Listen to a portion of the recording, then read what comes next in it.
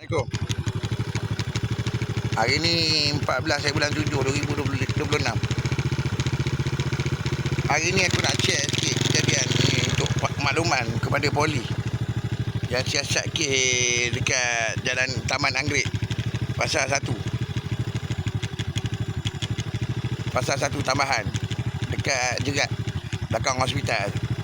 Ada rumah penangguhan mayat tu kan, belakang tu tempat rumah peti mayat tu. Yang aku duduk dekat situ. Aku nak tahu kan, yang Dapi ni kenapa dia bawa orang dia masuk dalam rumah aku, kesudahan dia. Macam yang berlaku dekat Lepor Hilir ni, dekat kedai. Dia khabar dia kenal aku. Dia khabar dia berkawan dengan aku daripada dekat rumah Leman lagi kan? Jadi macam mana permulaan cerita dia dengan anak Leman Sabri ni kenduri dekat rumah aku. Ada cerita kan? Dia kehidupan dia, cerita kejayaan dia pun dia pasal pegawai wadah penjaga dekat situ. Dia nak kena curi kan benda kat bank gaji pun benda dengan kelompok gila dia, dengan geng-geng ayah anda dia tu kan. Jadi macam mana lepas pada tu dia gunakan gaji tu untuk pinjam janji haram. Yang ada pegawai aku kata buat siasatan tu pasal dengan Tuan Yahya. Aku bagi tahu Tuan Yahya sekarang dengan Tuan Khalid Ismail, aku tak pernah pinjam janji haram tu. Aku tak pernah kenal janji haram tu. Dan aku ditugaskan untuk bekerja dekat mahkamah dekat Marat. Ketiga kan. Yang dia masuk dalam rumah aku, dia buat kedai runcit dia. Ada kehidupan anak bini dia dekat situ, budak Dapi. Jadi macam mana kan? Jadi macam mana?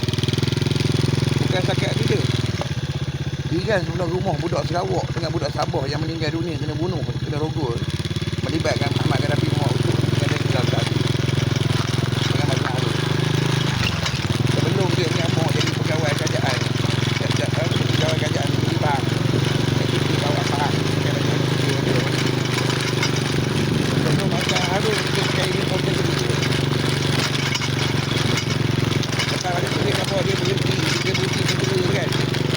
Kenapa dengan heret aku sekali dalam sistem ketenteraan?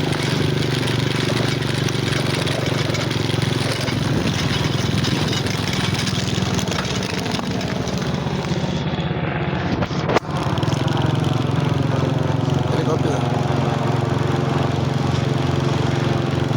nampak? Helikopter macam mana cerita? Dia nak heret aku sekali. Kesudahan dia, konon dia cakap dekat situ aku kena tahan, kena penjaga pasal kes bunuh. Yang anak bini aku nak kena tolak. Sampai hari ni kau tahu dia pasal dia bekerja dekat situ. Yang aku pula ditugaskan keluar negara masa tu. Adalah beberapa kali pergi keluar negara untuk program FIFA 2026 dengan 3 negara lobby kan. Program KFC apa benda tu penaja tu kan. Lepas pada tu tak tahu macam mana surat yang Tuanku Abdullah letak jawatan dekat hospital Kuantan, dia tuduh aku, dia pukul aku, selok aku 6 kali selok aku, budak Dapi dengan budak jadi dalam Zakri. Jadi macam mana padahal menjaga rasuah ni, itu orang saya menjaga rasuah Malaysia ni pasal satu ini yang dia kata dia pakai kereta masang yang aku pasang dalam rumah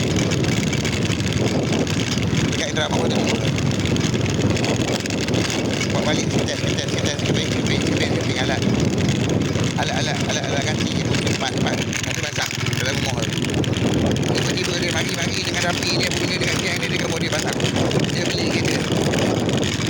Aku nak minta SPRM check dengan JBG check yang Aslimah ni. Aku nak minta pihak JBG kenakan tindakan pada undang-undang pada dia.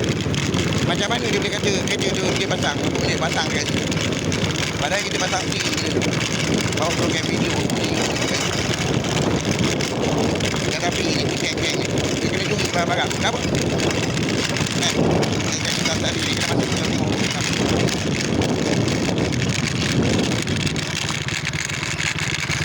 sabar dengan budak Sarawak tu mati kena bunuh ni. Untuk makluman GSJ. Okey nanya. Kontak. Benda ni serius kau tahu. Budak 3 ekor beruk ni benda memang serius. Memang serius masalah ni. Memang serius kau tahu. Bukan main-main benda ni, bukan perkara kecil anak ni. Dia nak bawa kita dekat situ bukan perkara anak kecil tu. Tak jaga lah apa benda lah. Isu dia nak mengganggu keluarga.